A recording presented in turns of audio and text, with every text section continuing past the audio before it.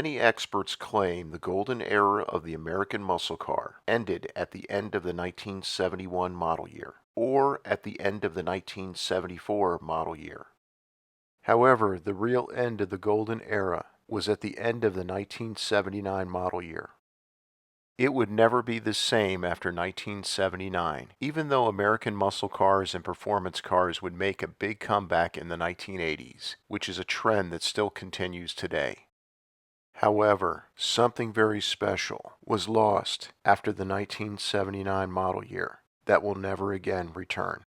The last muscle car standing was the 1979 Pontiac Trans Am, and when its production came to a close at the end of the 1979 model year, the golden era was officially over. It was the last golden era muscle car because it was the last American performance car with a large displacement V8, equipped with a 4-barrel carburetor. During the golden era, the quintessential muscle car consisted of a large displacement V8, equipped with a 4-barrel carburetor or a fancy multi-carburetor setup. The smallest of these golden-era muscle car large displacement V8s was a 383 cubic inch big block V8, which powered many Dodge and Plymouth muscle cars. The largest were the 455 cubic inch V8s, produced by Buick, Oldsmobile, and Pontiac during the golden era. In today's engine measurements, the golden era muscle cars had an engine displacement range of 6.3 to 7.5 liters.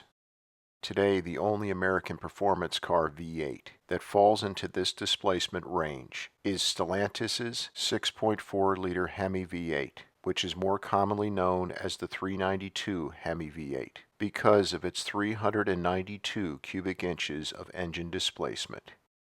By the late 1970s, the Pontiac Trans Am was the only performance car left with engines in this engine displacement range.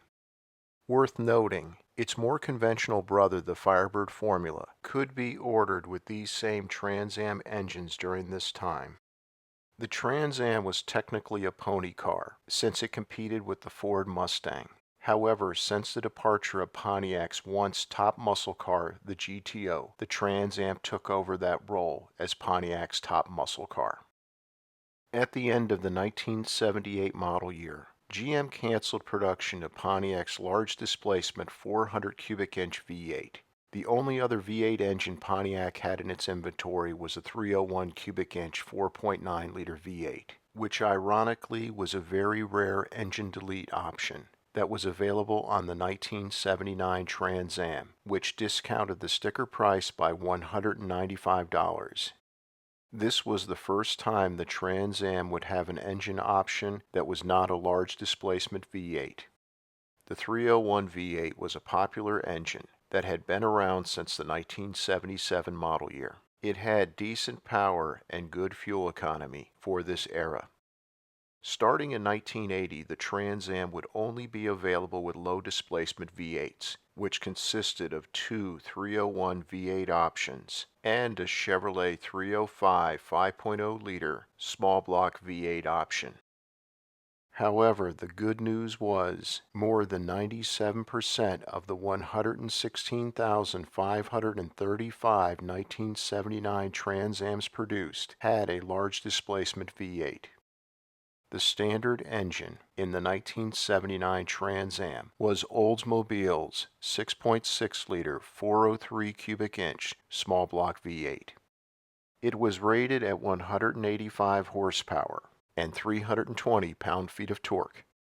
It was equipped with a Rochester Quadrajet 4-barrel carburetor, just like many of GM's muscle cars during the golden era, and it was mandatory with the 3-speed automatic transmission.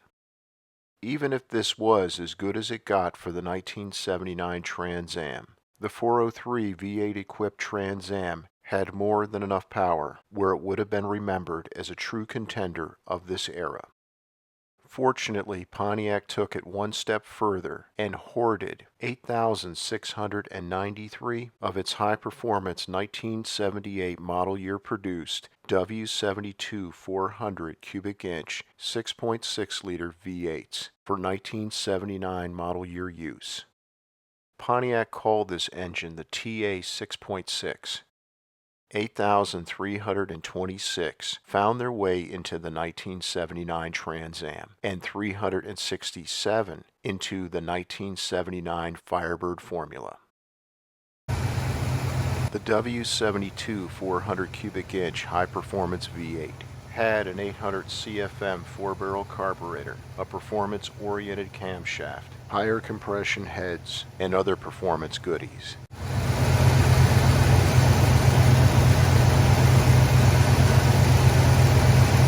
It was also accompanied by a mandatory Borg & Warner Super T10 4-speed manual transmission, which came factory-equipped with a Hurst shifter and a performance-oriented 323 limited-slip rear axle. It was also standard with the Trans Am's WS6 handling package, which consisted of 4-wheel disc brakes, a close ratio steering box, and one of the best tuned handling suspensions of its day. The heavy 3,800-pound W72 400 equipped 1979 Trans Am was very fast and had the handling and braking that could match the best European sports cars of this era. Both the Oldsmobile 403 V8 and Pontiac W72 400 V8 equipped Trans Ams had a great sounding dual resonator exhaust system,